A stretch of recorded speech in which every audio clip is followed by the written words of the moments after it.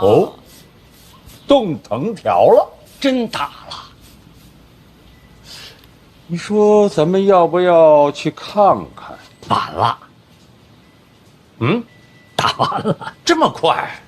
最后还是范闲给拦下了。无趣，无趣呀，没有热闹可看了。朕想问，为什么宫里的事儿总是你比朕先知道呢？因为监察院就是陛下的耳目。看来赖明成说的一点都没错，监察院已经做大，无人能管了。说的没错，有道理。请陛下三思。三思？你总让朕三思。思什么？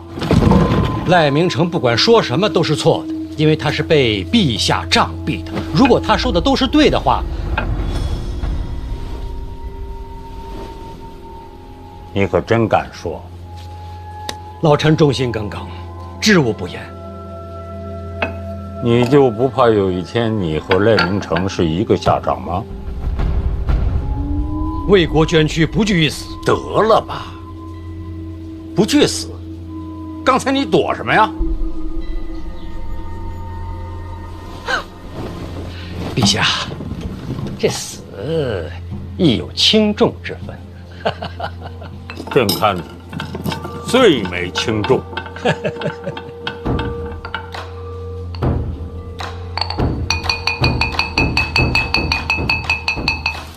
这孩子嘴真硬。消消气啊！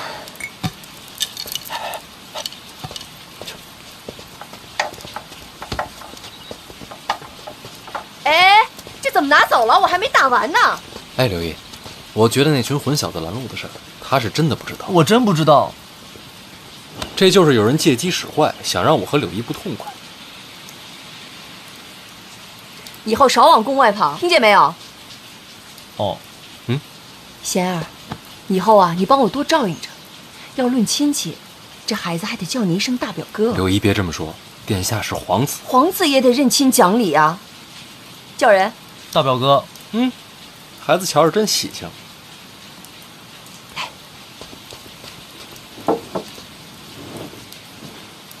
堵你的可都有些家世啊。是，府上都有爵位。你都给抓了？都抓了。那可得罪不少人啊。不怕。傻孩子能不怕吗？官场就是人情世故。唉，陛下要我做孤臣，我也只好铁面无私了。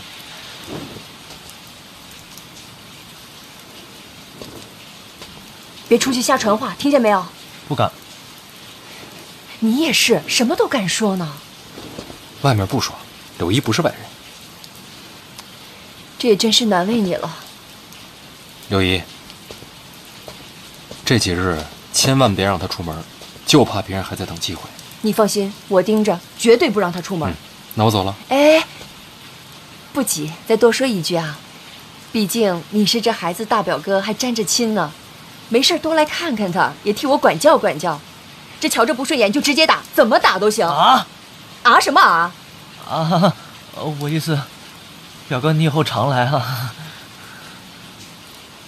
行了，打也打了，教训也记住了，起来吧。起来吧。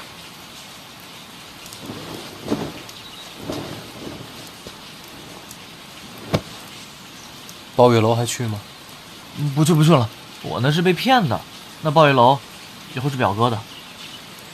柳毅，那我真走了。哦，对了，宫里送来了一些酸酪，你不是爱吃吗？我差人给你送到府上去。酸酪浓郁可口，柳毅有心了。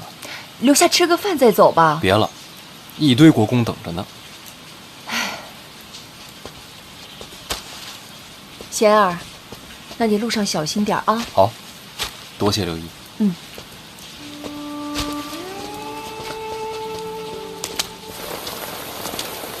贤儿，慢点啊。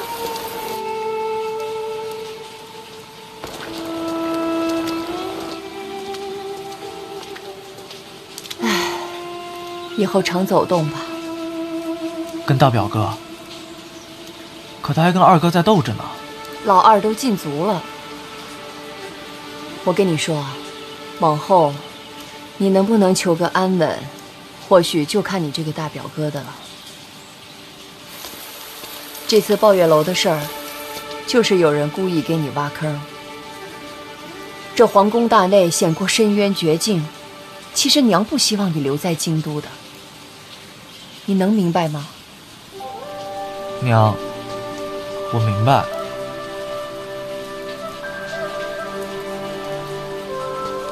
刚才娘是不是打疼你了啊？疼不疼？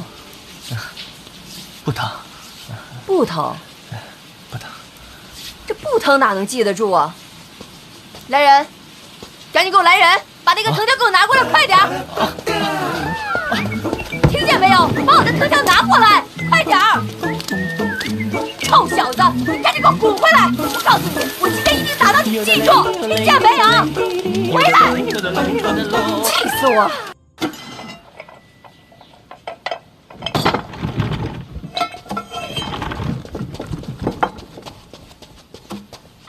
陛下，叶家上的奏书，先给院长看看。不合规矩。你破坏的规矩还少啊！陛下说什么都是对的。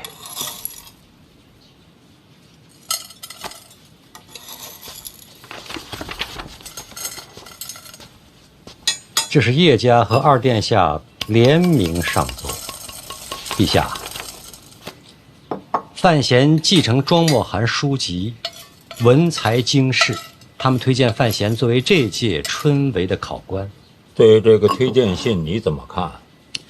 二殿下可是真聪明啊！刚刚进族就跟叶家联名上奏啊！叶家什么底呀？叶流云大宗师啊！这联名上奏，日后二殿下依然前途光明。他们的婚约是朕赐的，他再聪明也是陛下给的。你就看出这些？还有，二殿下跟范闲争斗之后，马上上奏举贤，让老臣感动。不谈人事，谈什么呀？朕在想，像范闲这个年纪，能主持春闱吗？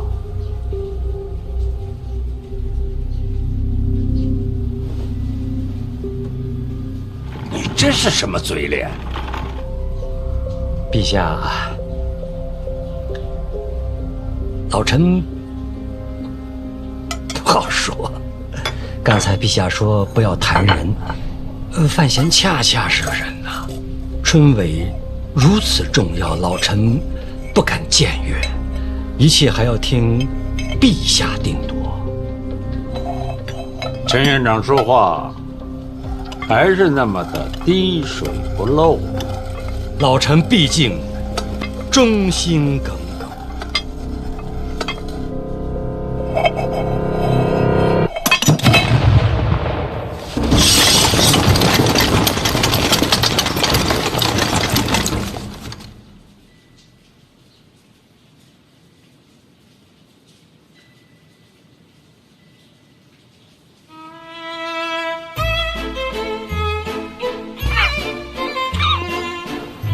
真诚啊！황公子，황公子，陛下口谕。这么巧，我刚准备走，陛下什么吩咐？陛下有旨，春闱将至，范闲兼任四品居中郎。此次春闱，监督胡明抄录。恭喜小范大人，这一届学子，该称呼大人一句作诗。居中郎，这官名有点意思，陛下先取的？哪能啊？居中郎自古便有。那侯公公觉得这朝堂之中，我该居中吗？老奴哪懂这些呀？居不居中，不都得靠着陛下吗？多谢后公公提醒。哎呦，严重了，哪到提醒啊？随便乱说。哎呀，您看我这也没带些碎银。哎呦，您可别开这个玩笑，不合适。再说我也不敢呢，是吧？口谕传到了，我回去伺候着了。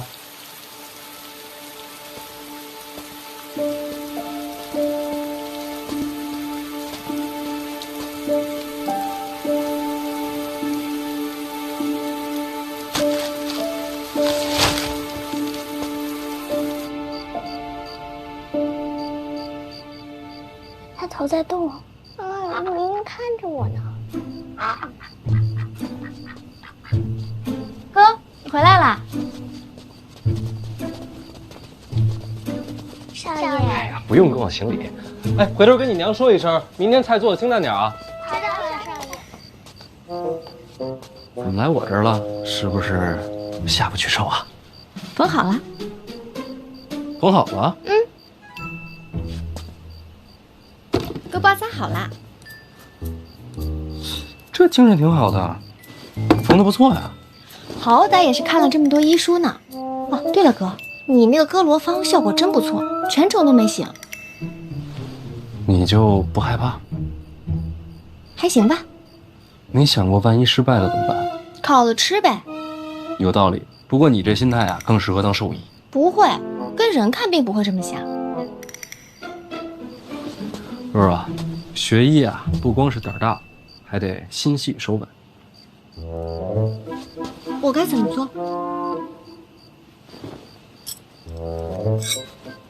哎，捏着，放平，抬高。你头发里藏了这么多针，这不显得发量多吗？有道理。别什么都有道理。稳住，不许让它掉下来。然后呢？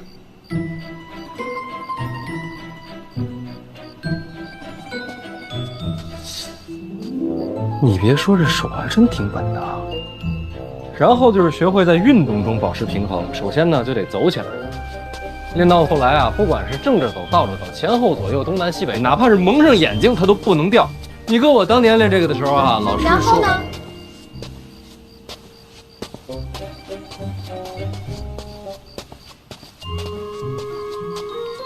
你是第一次练这个？对呀，手这么稳吗？是不是很有行医的天赋？算是吧。哥以前也练过，练过。也跟我一样可以挑着针走来走去。差不多吧。啊，那个若，这不用练了。我跟你说啊，这个啊，这只是第一步，一些皮毛、最微不足道的雕虫小技。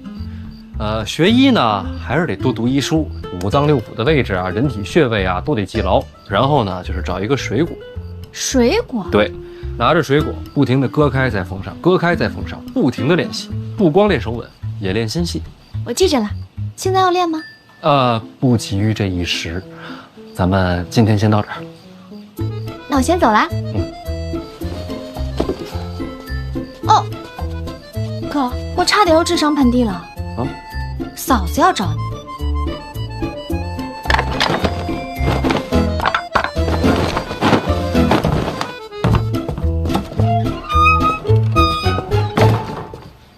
来啦。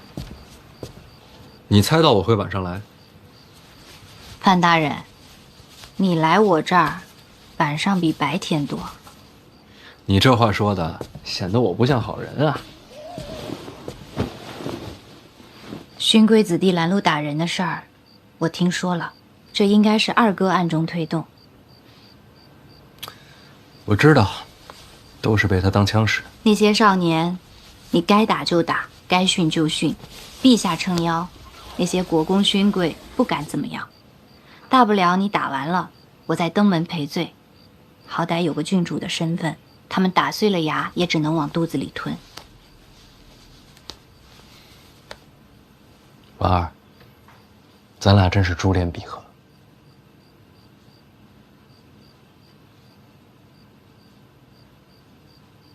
兰人事件瞧着凶险，其实对你没有什么影响。若是二哥真想报复，手段绝非如此浅显。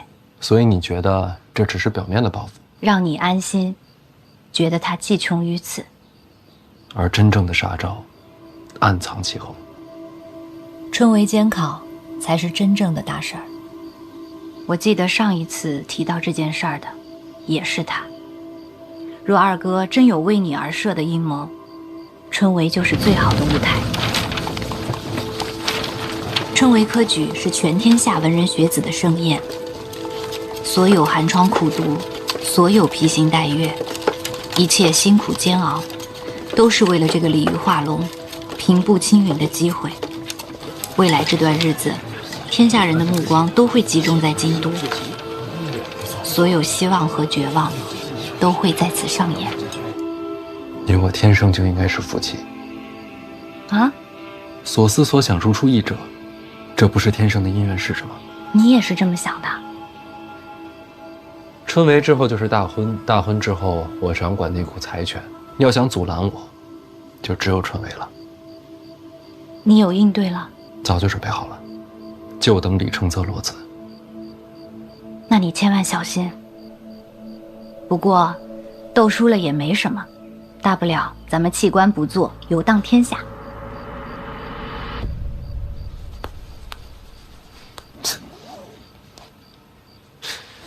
反正有你就行。别动手动脚的，羞坏了。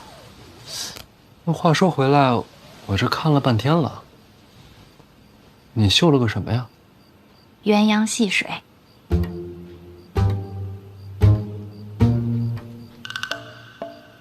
这是鸳鸯。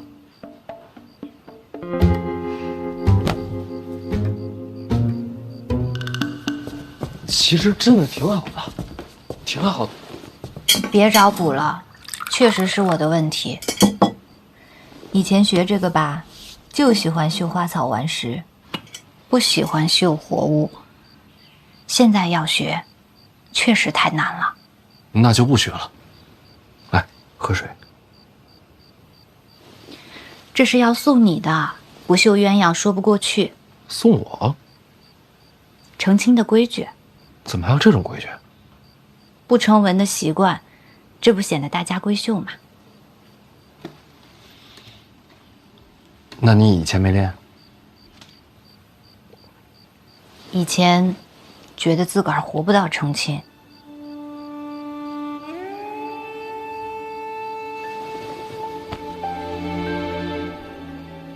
快了，春闱忙完就该成亲了。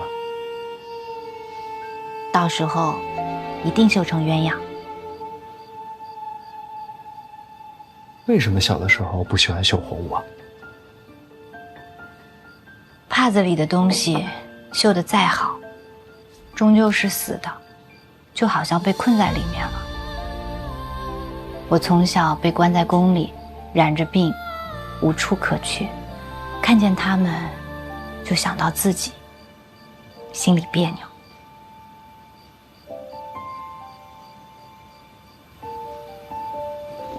没事啦，现在有你啦。我在儋州长大，儋州是个港口，每天都有很多的船来来往往。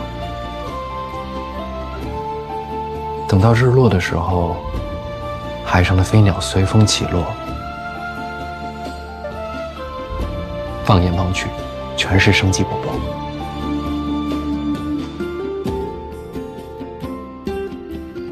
我从来都没有见过那样的景象。其实，我都没有离开过京都。成亲之后，我带你去看。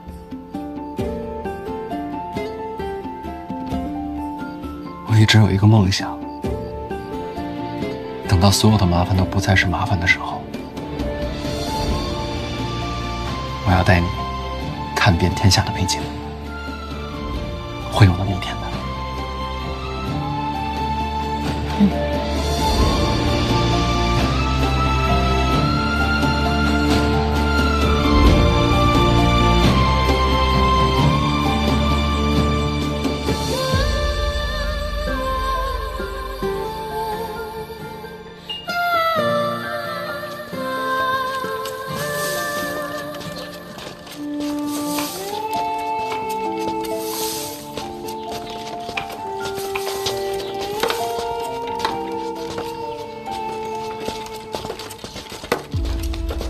掌柜的，有空房了吗？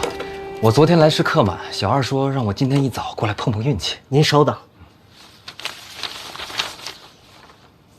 史公子啊，正是史产力。您运气可真好，刚有客人离开，正好空下一处私人合住。哦，不瞒公子，春闱就在眼前，现在在京都城内想找个住处，那可真不容易。私人合住虽是喧闹些，但房钱可便宜多了。公子也是来参加春闱的吧？啊，那肯定是。既是考生，能否看下官府发的文书？不是针对公子，春闱将至，京都管得甚严，我们呀要仔细记下细节。回头啊，府衙要来查看。应该的，应该的。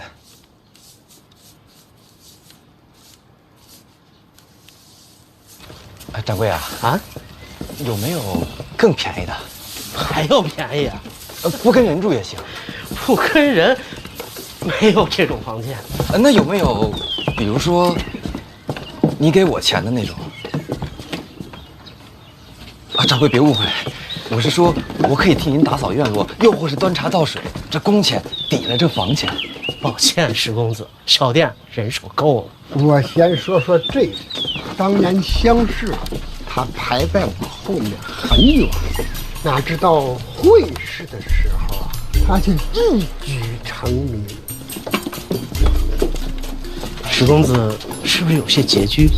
不瞒掌柜，春闱啊太费钱了。那倒是有一条门路。掌柜请讲。有一位大人主持本次春闱，石公子若是能找到他，或许能帮你一把。主持春闱是哪位大人？范大人，别来无恙啊！听闻范大人适才经世，别人都是惊讶，可在下不这么认为。从见到范大人的第一眼起，我就知道范大人的才华绝非凡俗可比。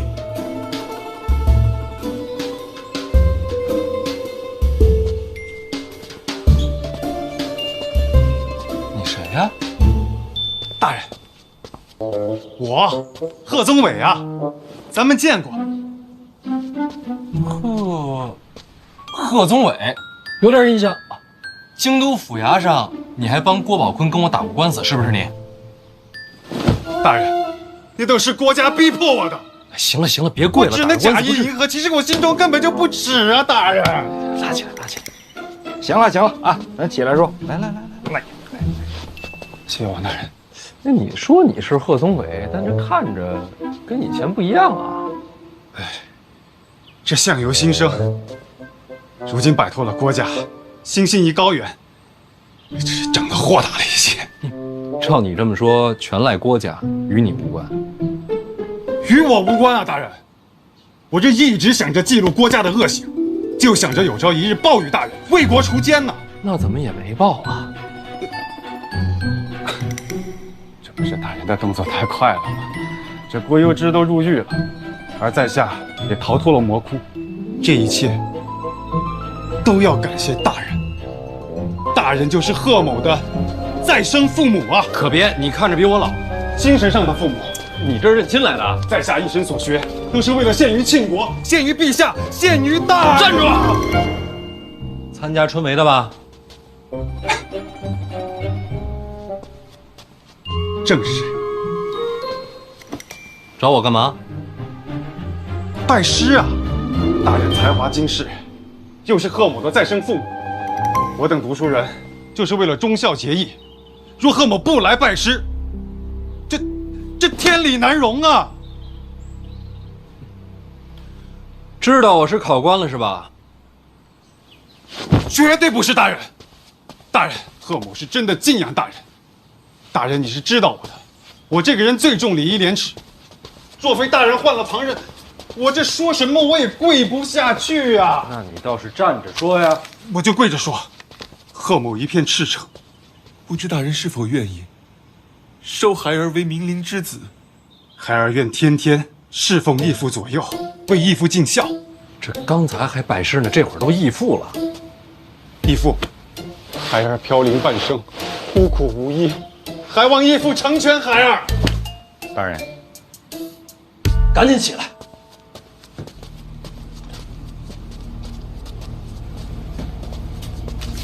大人，一处刚送过来的密报，您还记得史家镇吗？当然记得，全镇被灭口那个。现在有活口了。石产地。史家镇被烧之前，他就来进京赶考了，所以他是整个史家镇唯一留下来的活口。昨天到了京都，看规矩呢，学子入住客栈需要核实身份。邓子岳得着信儿，立刻就递过来。唯一的活口。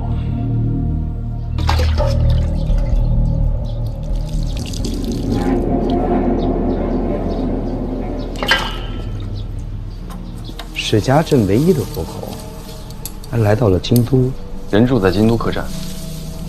殿下，我去一趟。你去干嘛？杀个学子，探囊取物一番。杀学子干嘛？不灭口吗？我跟你说过了，史家镇那把火不是我放的。可这终究是史家镇活口，范闲还盯着您当年跟北齐往来的事儿。那更不能杀了。你都知道了，监察院能不知道吗？就让他去查。其实我也想知道那把火到底是谁放的。史家镇那把火不是我放的，可这终究是史家镇活口，范闲还盯着您当年跟北齐往来的事儿。那更不能杀了。你都知道了，监察院能不知道吗？就让他去查。其实我也想知道那把火到底是谁放的。人在哪儿？同福客栈，一处啊，已经悄悄地把那儿给围了，以防别人暗中动手。邓子岳做事还是仔细。等会儿，什么客栈？同福客栈呢？掌柜的贵姓啊？同福客栈，姓童吧？男的还是女的？男的吧。大人要想要个女的，我也可以给您想办法弄。边儿去，我什么都不想要。你可以走了。义父，闭嘴！读书人该有风骨。孩儿我趋炎附势，蝇营狗苟。贺宗纬，今日我不打你出去，就已经算是心软了。读书人不能做狗，也不该做狗。孩儿是真的敬仰你。滚！哎，孩儿先行告退。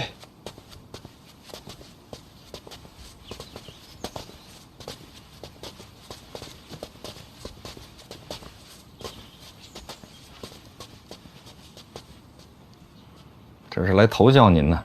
我还是要脸的，这样的人我可不敢收。但愿天下读书人不都是这般货色。这般货色呀，也是少见的。少年人总是昂扬的多。但愿吧。老王，咱们一会儿去一趟同福客栈。啊？见一见那位唯一的活口。史家镇上上下下无数冤魂，能否沉冤得雪，就看他了。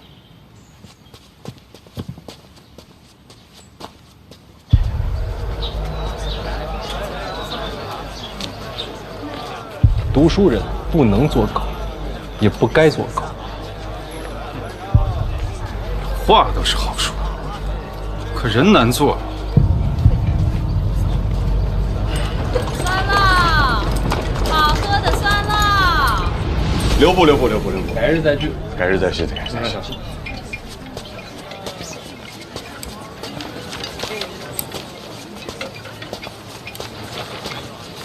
范公子来了，借一步说话。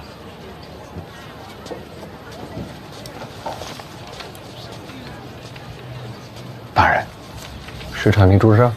正是，住的4人间，同屋还有3位考生，这是姓名。杨万里、程嘉林、侯继常，家事正在核查，很快就会有结果。还有大人，这是石产力入住客栈以来一言一行的详尽记录，请过目。这都查了。未雨绸缪嘛，万一大人用得上。还喝酒了？与3位考生相谈甚欢，喝了几杯，酒量倒是一般。这会儿人不在客栈？是，人正在考院。离考试还有那么多天，这会儿去考院做什么？在砌墙。砌墙？不用点心啊！来，请拿轻放。慢点，好嘞，好嘞。后片行吗？别碰坏了啊！慢点啊！大人请看，这些都是参加今年春闱的考生。那边过来2个。他们这儿干嘛呢？帮礼部翻修考院。翻修考院？那不是工匠的活吗？怎么让学子干？是。礼部尚书郭征郭大人提议的，说是学子众多，家境不好，京都物价甚高，贫寒学子活得艰难。所以说，这工钱与其让工匠赚，不如让学子赚。正是，自愿参加，既可以提前感受考院的堂皇气象，又可以挣些银两维持生计。那这么看来，这位尚书还蛮体恤民情的。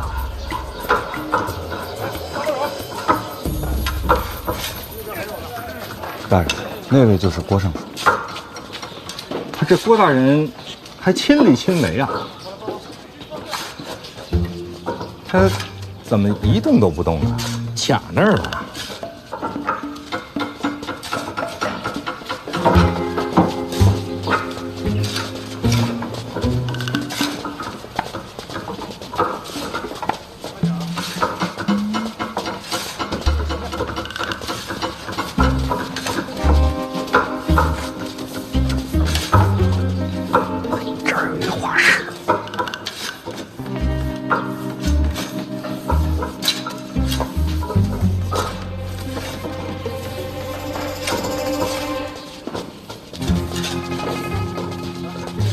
确实啊，翻修考院既是公也是德，自然是要画像留念。朝中某些大人确实有此雅趣，有点意思。那大人，咱回忆处咱也画一个。石产力呢？大人，那就是石产力。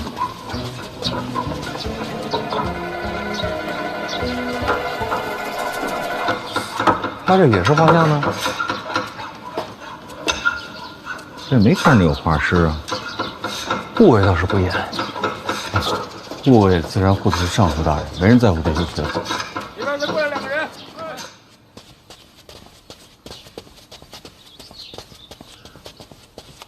贺宗伟，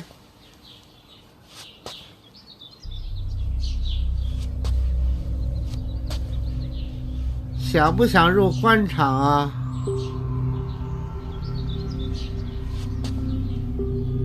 若能出人头地，你可愿以身犯险啊？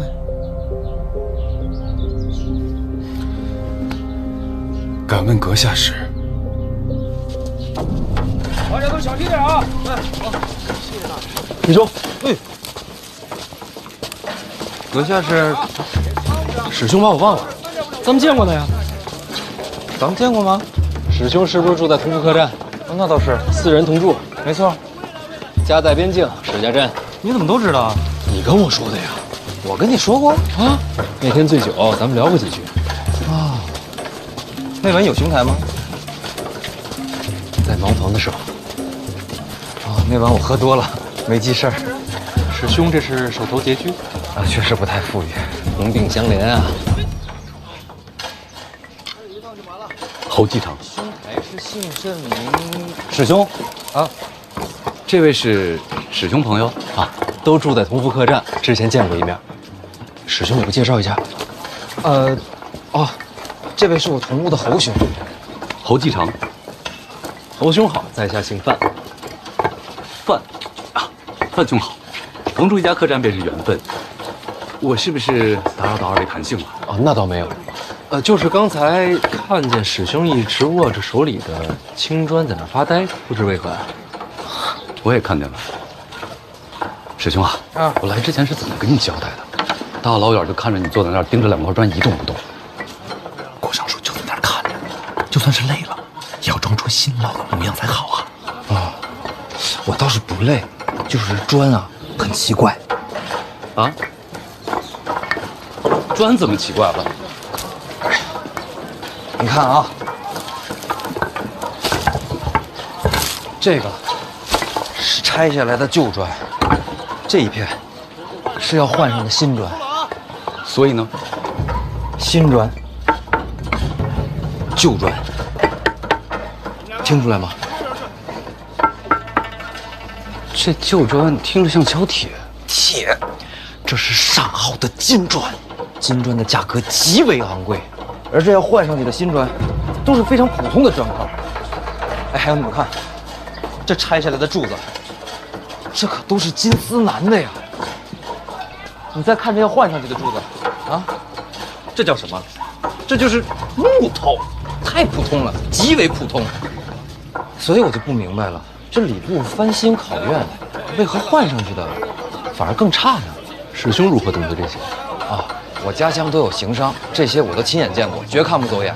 师兄，此话切不可再讲。为何呀？考院翻修是由郭尚书亲自建立。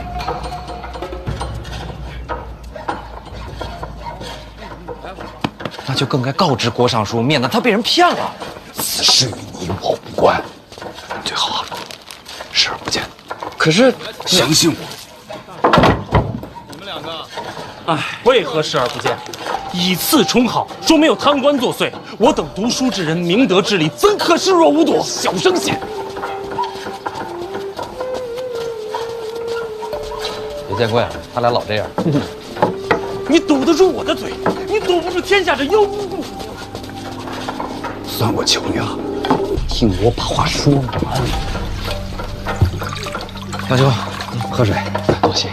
我给你介绍一下，这位是泉州杨万里，在家乡颇有名望，乡试名列前茅。我等四人啊，杨兄才学最高。杨兄，幸会。幸会。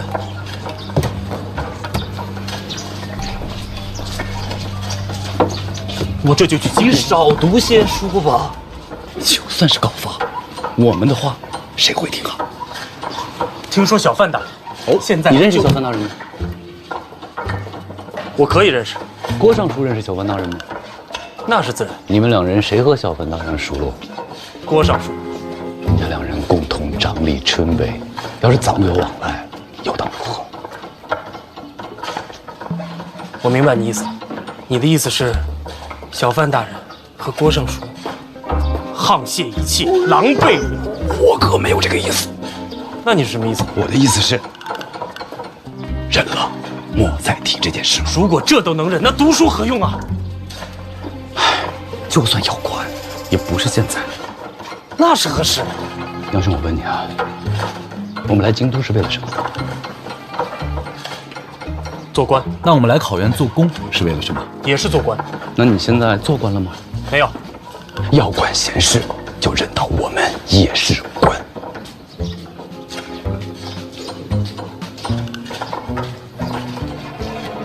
读书人何至于此？因为都是这般。告辞。哎，杨兄，杨兄，明明是个书生，跟个莽夫似的。哎，老兄，你刚才说这来这做工也是为了做官，何意啊？啊，没有没有，生活拮据，赚些吃饭钱罢了。除了钱财，侯兄在来之前还交代过我们这其中的关键。师兄，无妨，师兄都是学子，是懂得分享。侯兄说了，咱们来做工，不仅仅是赚钱，也是为了露脸。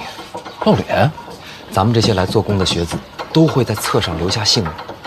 郭尚书本人就在现场，咱们最好能让郭尚书记住咱们的名字。记住名字？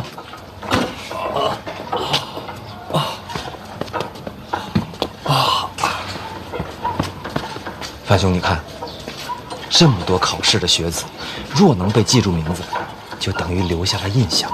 到时候看我们的考卷，说不定就能多看一眼。还是侯兄想的长远。如若不然，我们这些人哪有机会上榜啊？春闱考的不是才学吗？才学没有用，我们身份低微。这跟身份有何关系？范兄有所不知啊，每年春闱有多少学子？怕是成千上万吧。可是每科取的人就只有那些。街上满是传言，朝中大员挑几个，宫中定几个，太学再选几个，然后再选些名士，剩下的还有多少可选的？这还没考呢就选人了？那些有钱有背景的，先拜山里，一睹头效，将来都是同僚，那些大人物自然要提拔自家门生。那有什么用啊？到了考场上，不还是拼才学吗？有人关照，胜过文思泉涌。依你所言，这科举春闱，不就是给朝中的高官挑狗吗？杨兄慎言呐，小心身家性命啊！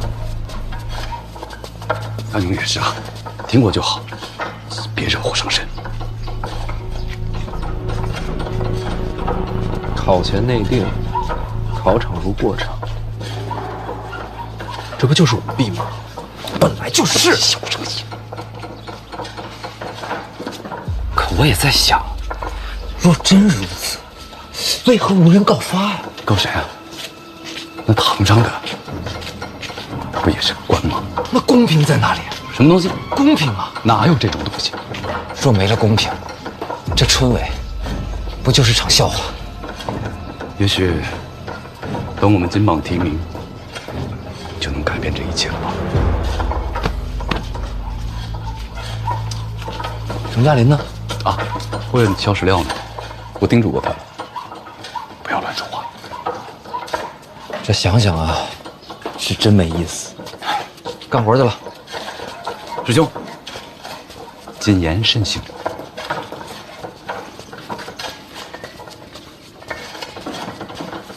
范兄，帮个忙呀。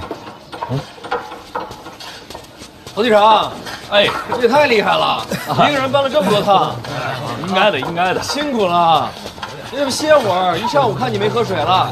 哎呀，没事没事，好，应该的啊。不用吗？不行不行，我再帮你多搬几趟。走。好了，哎，好了，好了，好了，要不要？不用了，够了。哎，范兄，来，吃个饼，吃个饼。哎，你自己吃啊。那行，改天请你喝酒。好嘞，多谢啊。哎。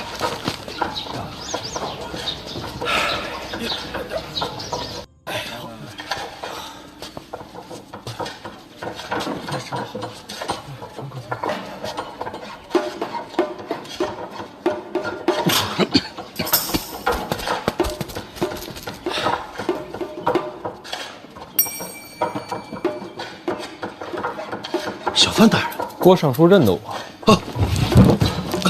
朝堂之上见过小范大人的英姿。那个，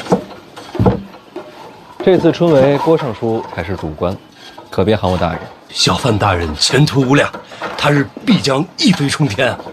小范大人怎么来考院了？路过也想见见郭尚书。郭某也早想结识小范大人。快走！不必辛苦。顾尚书，我就问你一句，请讲。这考院翻修，石料砖块以次充好的事儿，你知道吗？也不是太次，也都经久耐用。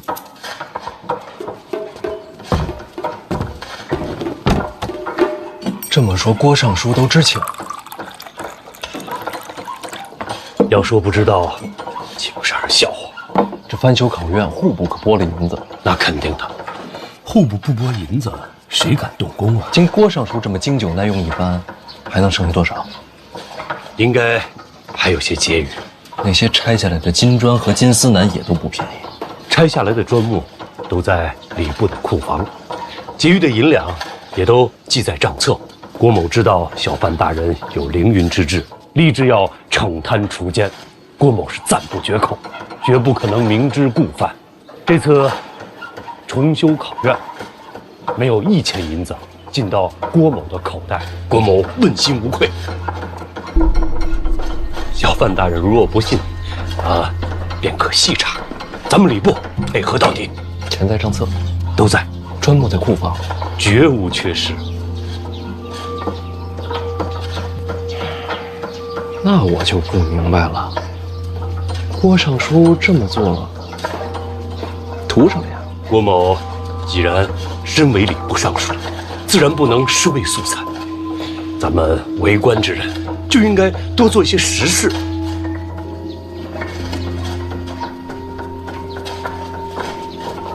懂了，这翻修就是实事，实事就是政绩。政绩，这词儿用的巧妙啊，以前都没听说过。政绩，还给自己画了画。哦，证明郭某做过此事，以后也好有个纪念。那省下的那些银子呢？礼部人也不少，拖家带口的都不容易。逢年过节买些酒，买些肉也是应该的。您说呢？库房里的砖木呢？咱们为官清正，各家府里多多少少都有些破败，也要整修整修。用库房的砖木，绝都合规矩的，绝不违律法，都在规矩内。那肯定都在。郭尚书为官多年，对这朝堂的规矩吃的是真透。为官清正，但也得活命不是？就不怕这些学子知道了？他们知道有什么用？万一将来谁金榜题名了，参你一本，也是个麻烦。小范大人，刚才都说了，全都合乎规矩。啊，再说了，外面这些人也不可能登榜吧？什么意思？这次出梅啊，在这个名册上的，都将会沦为废稿。为何？这些学子心思狡诈，他们为什么来这里做工？无非不就是想在我面前留下点印象。这种投机取巧的学子，岂能录用啊？只是想想也不行。读书人啊，最重要的就是品性高洁。啊，正像郭某，绝不能容忍这些蝇营狗苟。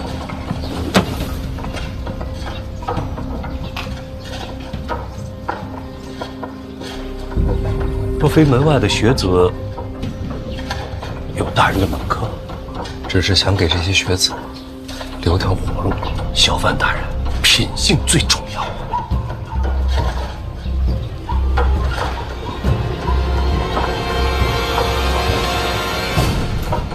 啊，就像我，无条件的相信小范大人的品性。您想做什么？我没意见，按你的来。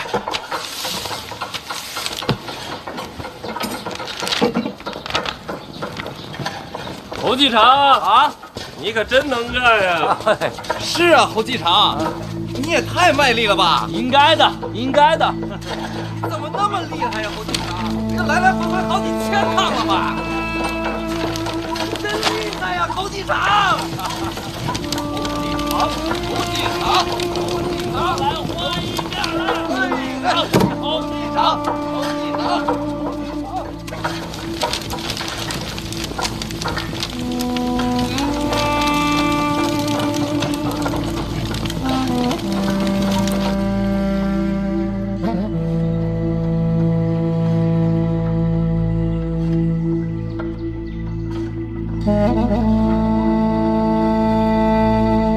明亮天光，辟邪设计，载臣之任。张善有道，积薄有情乎善。君子之道，造端乎夫妇，急其志也，达乎天地。哎呀，这些学子们啊，到了京都租房就不便宜，这家境贫寒的，就得想点赚钱的法子。人是真不少啊。那是啊，天下读书的种子，这会儿都在咱京都了。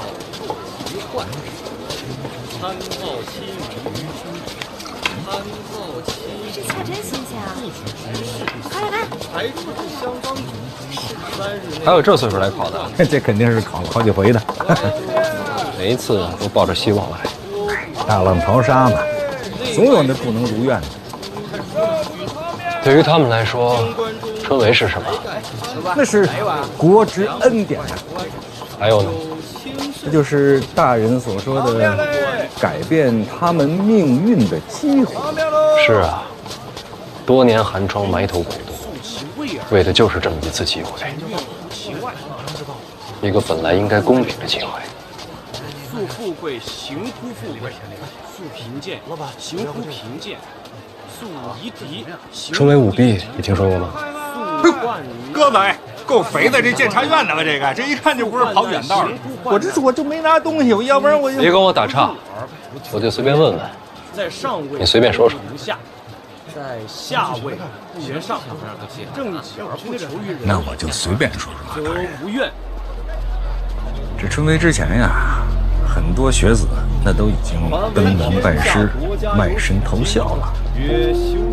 这些人考都没考，就把前程定了。考场不过就是走个过场。来百公里，柔远人也，怀诸侯也。修身则道立，贤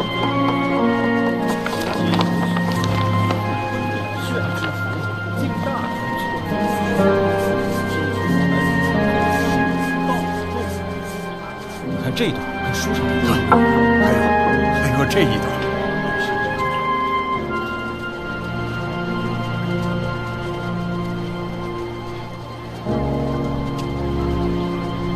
那他们呢？他们呀，哎呀，没这个命。这些事儿，监察院不知道吗？多少也知道些。不是监察百官吗？这都不查。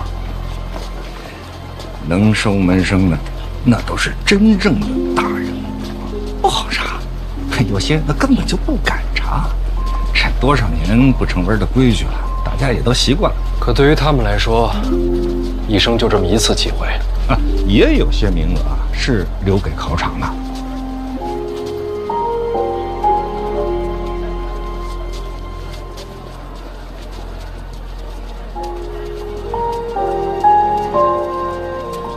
这不公平。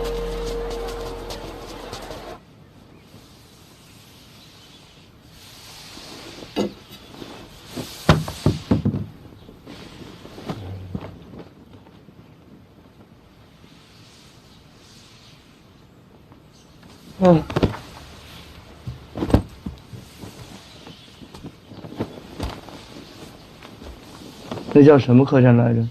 同福。范闲去了？去过了，人没在，又去了考院，找那个什么史产力，见过了，不过好像没怎么聊。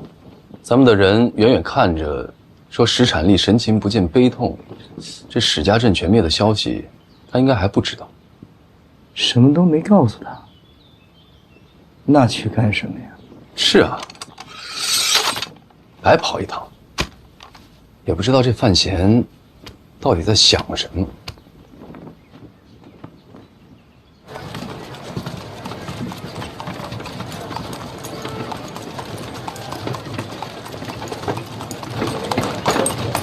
大人，想什么呢？其实也没想什么，没几天就是春闱了。这个时候知道家乡没了，史产力还怎么考啊？等等吧，一处也守着呢。等他安心考完，再看看该怎么办。大人，真的是不一样啊！又哪儿不一样了？这要换做其他大人呐，谁会在乎这些？总得把人当人吧。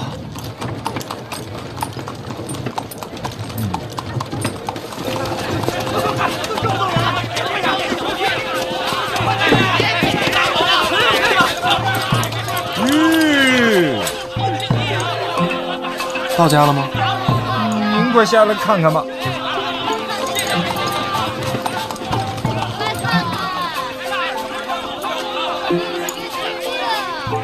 就是敬仰小范大人啊，一点小意思啊，收下收下啊。那不是辛弃物吗？嘿嘿，没错。好几位看着都眼熟，朝堂上见过，这会儿都穿着便服了。穿官服那不是不好看吗？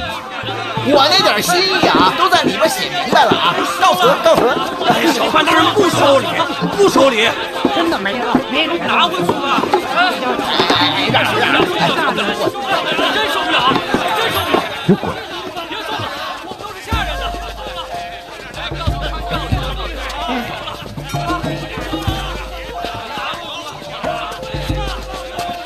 放这儿了啊！麻烦转交啊！这都是为了春梅啊！嘿，可不是吗？走吧，绕后门。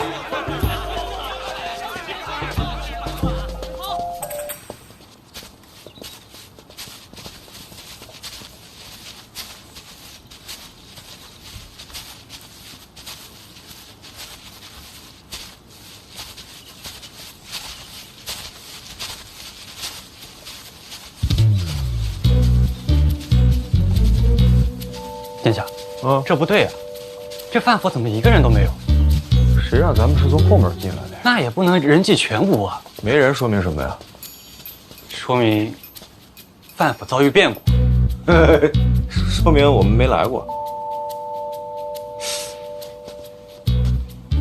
这范闲的样子在哪儿啊？要不搜一搜？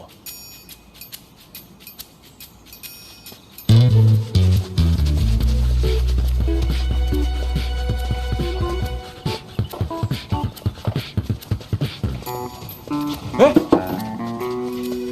哎呦！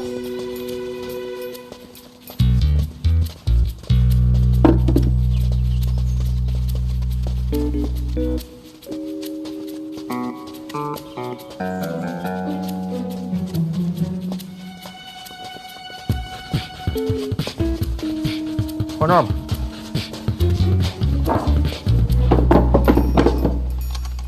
原路返回，府外等我。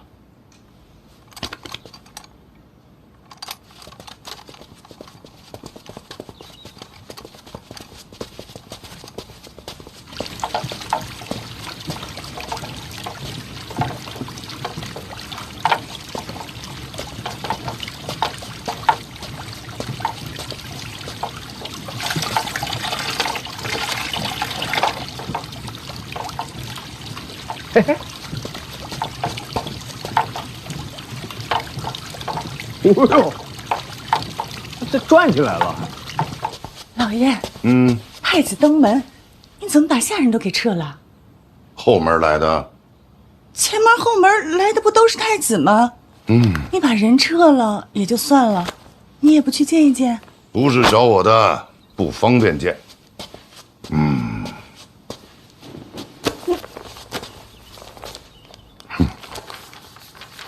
官场浮沉，哪个字最重要？哪个字啊？稳。且扫门前雪，休管他人霜。与己无关之事，少掺和最好。哦，老爷，嗯，那太子亲自登门寻范闲，为了何事啊？还能有什么事？春闱将至，打招呼来了。那为什么走后门呢？自己好好琢磨。你跟我。